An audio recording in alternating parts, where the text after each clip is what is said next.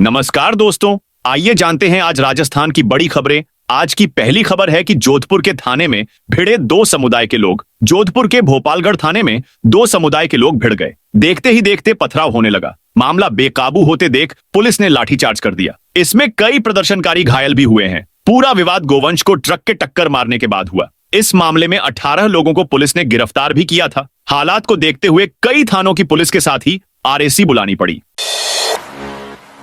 राजस्थान की 247 मंडियों में 1 जुलाई से हड़ताल। राजस्थान की 247 अनाज मंडियों में 1 जुलाई से 4 दिन की हड़ताल शुरू होने जा रही है। इस हड़ताल से आटा, दाल, तेल, मसाले और अन्य खाद्य पदार्थों का कारोबार ठप होने की आशंका है। राजस्थान खाद्य पदार्थ व्यापार संघ ने सरकार की नई कर नीतियों के खिलाफ यह कदम उठाया है। व्यापारियों का कहना है कि सरकार का नया कृषक कल्याण शुल्क और मंडी टैक्स उनके लिए भारी आर्थिक बोझ बन रहा है। दौसा जिले में बड़े स्तर पर धर्मांतरण का मामला। दौसा शहर के समीप गणेशपुरा रोड पर एक मकान में संचालित चर्च में प्रलोभन देकर धर्मांतरण का मामला सामने आया है। रविवार दोपहर विश्व हिंदू परिषद और बजरंग दल सहित हिंदूवादी संगठनों के कार्यकर्ताओं ने पहुंचकर जमकर विरोध प्रदर्शन किया। सूचना पर डिप्टी एसएसपी रवि शर्मा, कोतवाली थाना अधिकारी सुधीर उपाध्याय समेत पुलिस जाप्ता ने समझाकर मामला शांत कराया। परिवार लेकर पुलिस ने जांच शुरू करने का भरोसा दिया। सरकारी नीतियों के विरोध में घुमंतू समाज करेगा प्रदर्शन। राजस्थान के विमुक्त, घुमंतू और अर्ध घुमंतू डीएनटी समाजों ने 1 जुलाई को जयपुर में महाबहिष्कार आंदोलन का ऐलान किया है। इस आंदोलन को लेकर रविवार को पिंक सिटी प्रेस क्लब में प्रेस कॉन्फ्रेंस आयोजित की गई, जिसमें राष्ट्रीय पशुपालक संघ और डीएनटी संघर्ष समिति के अध्यक्ष लालजी रायका और विमुक्त, घुमंतू, अर्ध घुमंतू जाति परिषद के प्रदेशाध्यक्ष रतन नाथ कालबेलिया ने आंदोलन की रूपरेखा और मांगें साझा की। मिड डे मील की दरों में वृद्धि। प्रधानमंत्री पोषण योजना मिड डे मील के तहत राजकीय विद्यालयों में बच्चों को मिलने वाले पोषाहार की दरों में बढ़ोतरी हुई है। अब बाल वाटिका व प्राथमिक स्तर पर प्रति छात्र 59 पैसे और उच्च प्राथमिक स्तर पर प्रति छात्र 88 पैसे का इजाफा हुआ है। विभाग ने पारदर्शिता को लेकर सप्ताह भर में बच्चों को मिलने वाले भोजन का मेन्यू व मटेरियल कॉस्ट वॉल पेंटिंग से अंकित करवाने को लेकर भी निर्देश दिए हैं। नदी से बजरी निकालने पर कल से 2 माह की रोक। मानसून के दस्तक देने के साथ नदियों से बजरी निकालने पर 1 जुलाई से रोक रहेगी। 2 माह तक नदियों से बजरी नहीं निकाली जा सकेगी। इससे अवैध बजरी खनन पर अंकुश लगेगा। मानसून के दौरान नदियों का जलस्तर बढ़ने और पानी का बहाव तेज होने के साथ अवैध खनन को रोकने के लिए रोक लगाई जाती है। जयपुर के सेंट्रल पार्क में इवनिंग वॉक पर प्रतिबंध। जयपुर विकास प्राधिकरण ने सेंट्रल पार्क में शाम को सैर करने पर प्रतिबंध लगाने की तैयारी कर ली है। पार्क की पार्किंग को किराए पर देने की योजना जेडीए शुरू कर रहा है। यह पार्किंग रात 9:30 से 12:30 तक 3 घंटे की अवधि के लिए बुक की जा सकेगी। इस दौरान पार्क में घूमना पूरी तरह प्रतिबंधित रहेगा और केवल पार्किंग की अनुमति होगी। बुकिंग करने वाले को गेट पर 2 निजी गार्ड तैनात करने होंगे, जबकि पार्क की निगरानी जेडीए की ओर से नियुक्त गार्ड करेंगे। जाट समाज ने सरकार को 1 महीने का दिया अल्टीमेटम। जाट आरक्षण संघर्ष समिति की हुंकार सभा में जाट समाज ने अपनी मांगों को लेकर एकजुटता दिखाई। सभा में नागौर सांसद हनुमान बेनीवाल और भरतपुर सांसद संजना जाटव सहित बड़ी संख्या में जाट समाज के लोग शामिल हुए। भरतपुर, धौलपुर और डीग जिलों के जाट समाज को केंद्रीय सेवा में ओबीसी आरक्षण देने की मांग के साथ राज्य स्तर की 3 मांगें भी रखी गईं। जाट आरक्षण संघर्ष समिति ने मांगे पूरी करने के लिए सरकार को 1 महीने का समय दिया गया है। अगर सरकार मांगे नहीं मानती है तो जाट समाज गांधीवादी तरीके से नहीं बल्कि पटरी और सड़क पर आंदोलन करेगा, जिसके लिए सरकार जिम्मेदार होगी। वन विभाग ने रणथंभौर दुर्ग का गेट किया बंद। रणथंभौर दुर्ग में एक बार फिर टाइगर मूवमेंट देखा गया, जिससे यहां एक बारगी दहशत का माहौल बन गया। यहां श्रद्धालुओं के बीच अनहोनी की आशंका बनी हुई है। वहीं वन विभाग की ओर से एहतियात के तौर पर रणथंभौर दुर्ग में त्रिनेत्र गणेश के दर्शन को आने वाले श्रद्धालुओं के प्रवेश पर रोक लगा दी गई। आपको बता दें कि पिछली बार वन विभाग ने टाइगर मूवमेंट के दौरान दुर्ग में प्रवेश पर रोक लगा दी थी, लेकिन जैन मंदिर का चौकीदार रात को वहीं रुका हुआ था, जिसके चलते एक दुखद हादसा सामने आया।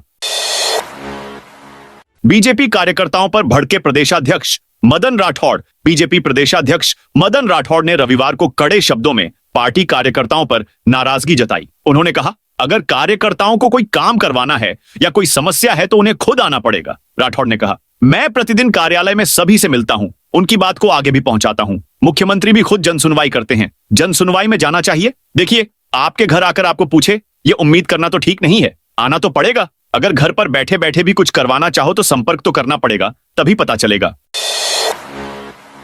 मुख्यमंत्री योजना में किसानों को कर्ज में बड़ी राहत। राजस्थान राज्य सहकारी भूमि विकास बैंक लिमिटेड जयपुर की मुख्यमंत्री अवधि पार ब्याज राहत एकमुश्त समझौता योजना 2025 से 27 के तहत बूंदी जिले में विशेष शिविरों का आयोजन किया गया। ये शिविर 24 से 26 जून के बीच 3 पंचायत समितियों में लगाए गए। नैनवा में देय क्रय विक्रय सहकारी समिति में, के पाटन में ग्राम सेवा सहकारी समिति, झालीजी का बराना में और हिंडोली में क्रय विक्रय सहकारी समिति में शिविर आयोजित किए गए।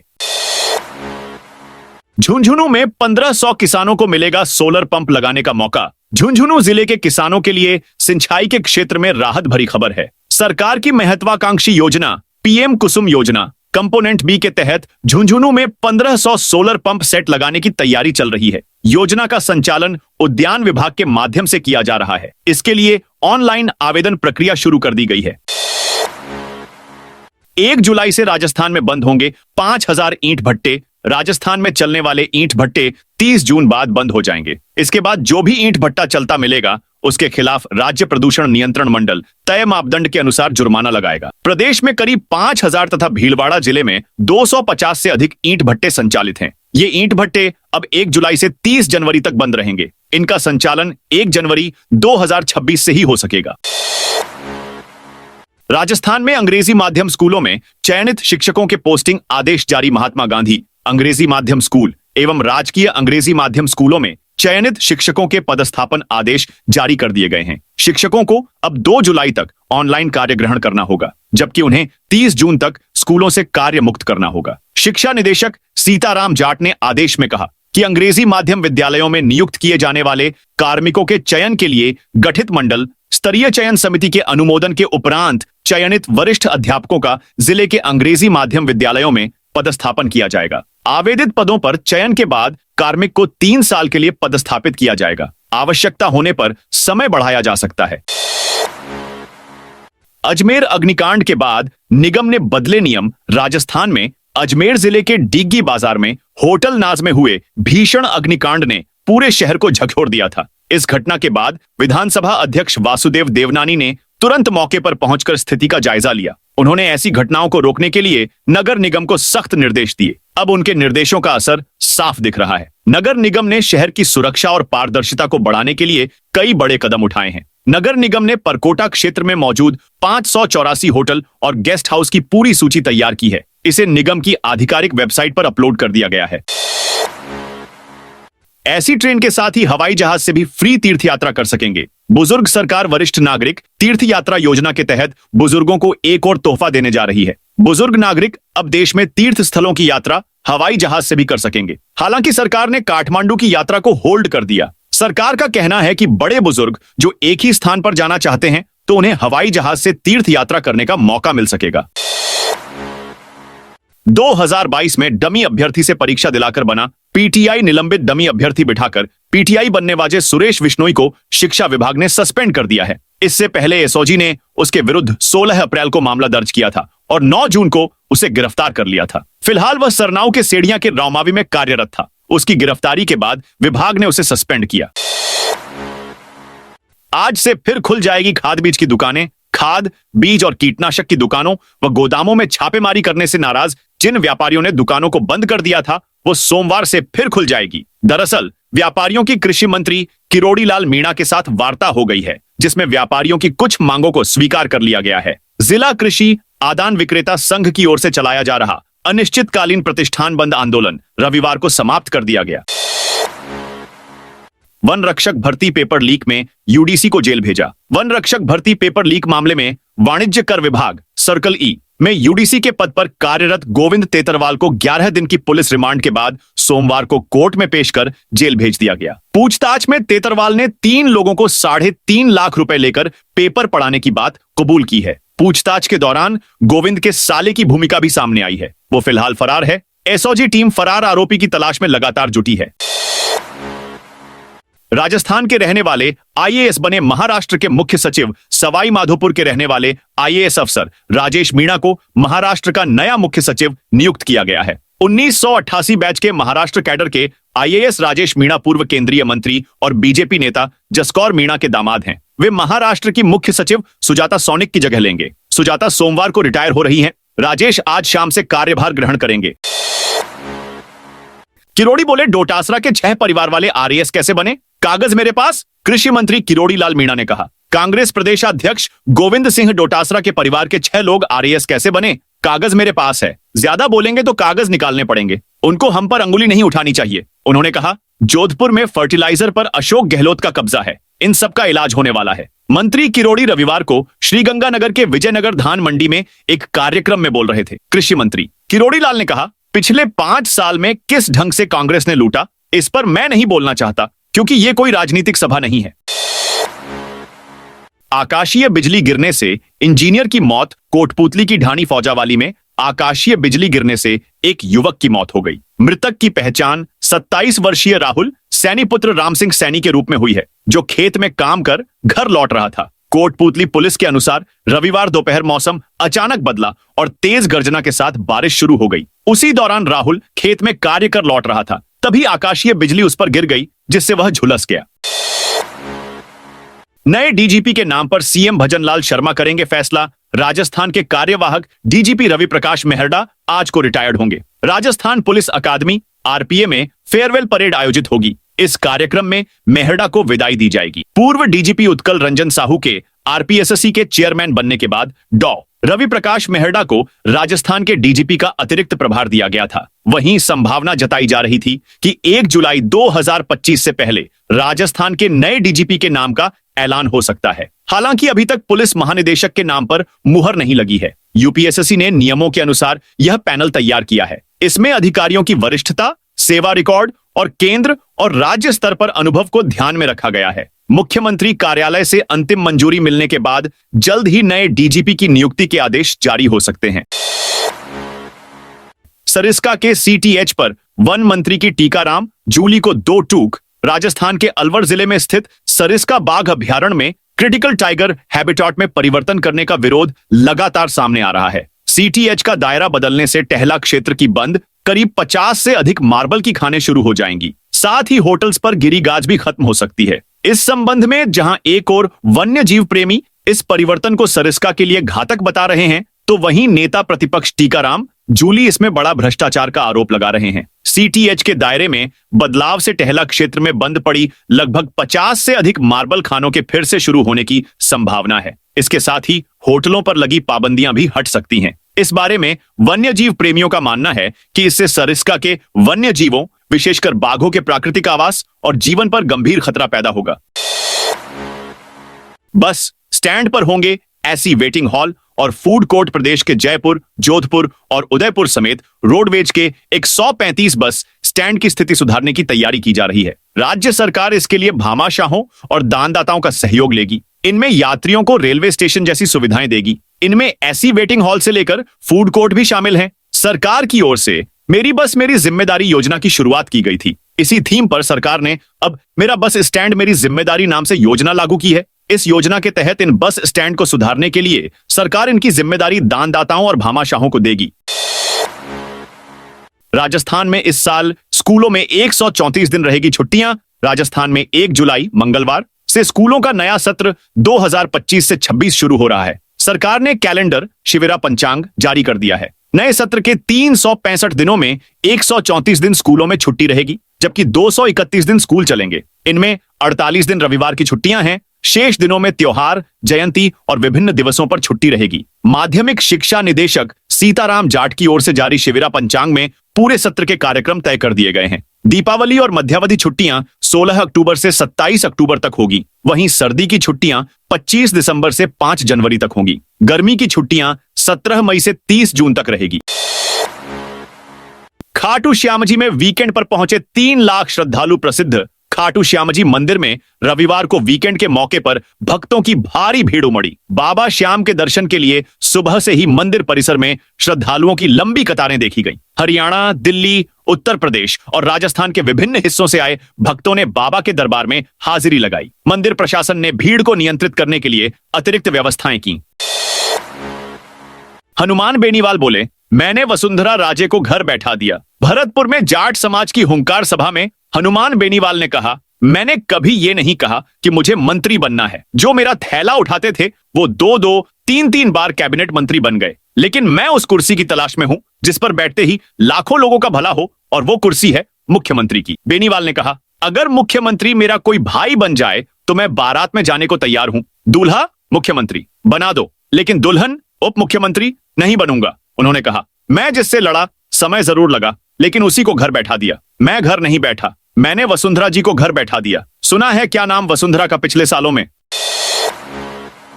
राजस्थान में आज 27 जिलों में बारिश की चेतावनी। मानसून रविवार को पूरे राजस्थान को कवर करते हुए पाकिस्तान तक पहुंच गया। अमूमन मानसून 8 जुलाई तक पूरे राजस्थान को कवर करता है, लेकिन इस बार मानसून ने 29 जून को ही पूरे राजस्थान को कवर कर लिया। रविवार को अलवर, भरतपुर, दौसा, करौली, धौलपुर, डूंगरपुर, प्रतापगढ़, सिरोही समेत कई जिलों में तेज बारिश हुई।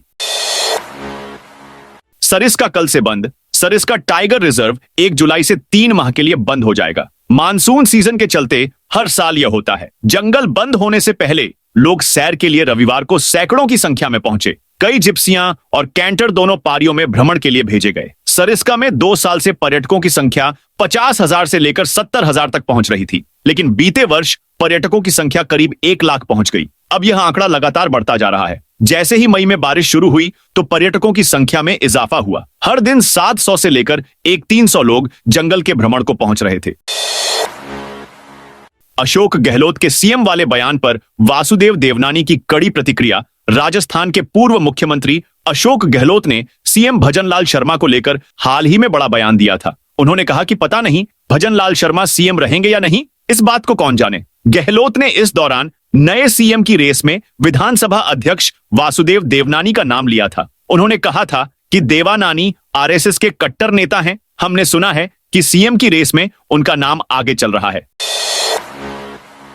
राजस्थान में महात्मा गांधी स्कूलों में एडमिशन प्रक्रिया में किया बड़ा बदलाव। राजस्थान के महात्मा गांधी अंग्रेजी मीडियम स्कूलों में एडमिशन प्रक्रिया में बड़ा बदलाव किया है। अब इन स्कूलों में हिंदी मीडियम की तर्ज पर पूरे शैक्षणिक सत्र के दौरान दाखिला लिया जा सकेगा। महात्मा गांधी राजकीय विद्यालयों में प्रवेश प्रक्रिया 15 जून को पूरी हो गई थी। ऑनलाइन भरे गए आवेदनों की लॉटरी 17 जून को निकाली गई थी। लॉटरी में चयनित विद्यार्थी 5 जुलाई तक स्कूल में प्रवेश ले सकते हैं। राजस्थान में 2 से 6 जुलाई तक इन स्थानों पर होगी भारी बारिश। राजस्थान में इस बार मानसून की अच्छी बारिश होने की संभावना जताई जा रही है। शुरुआती दौर में मानसून मेहरबान रहा, उसी तरह आने वाले दिनों में भी लगातार बरसात होने की उम्मीद है। मौसम विभाग ने प्रदेश के 24 जिलों में बारिश का अलर्ट जारी किया है। इन जिलों में 30 से 40 किलोमीटर प्रति घंटा की रफ्तार से तेज हवाओं के साथ बारिश की संभावना रहेगी। राजधानी जयपुर में सुबह से मौसम साफ दिखा, लेकिन बारिश को लेकर अलर्ट जारी किया गया है। अजमेर, अलवर, बांसवाड़ा, बाराम, भरतपुर, भीलवाड़ा, बूंदी, चित्तौड़गढ़, दौसा, धौलपुर, डूंगरपुर, जयपुर, झालावाड़, करौली, कोटा, प्रतापगढ़, राजसमंद, सवाई माधोपुर, सिरोही, टोंक, उदयपुर, बाड़मेर, जालौर और पाली जिलों में अलर्ट जारी किया गया है। सीकर, अलवर, भरतपुर, करौली और धौलपुर में शनिवार को 1 इंच तक बारिश दर्ज की गई।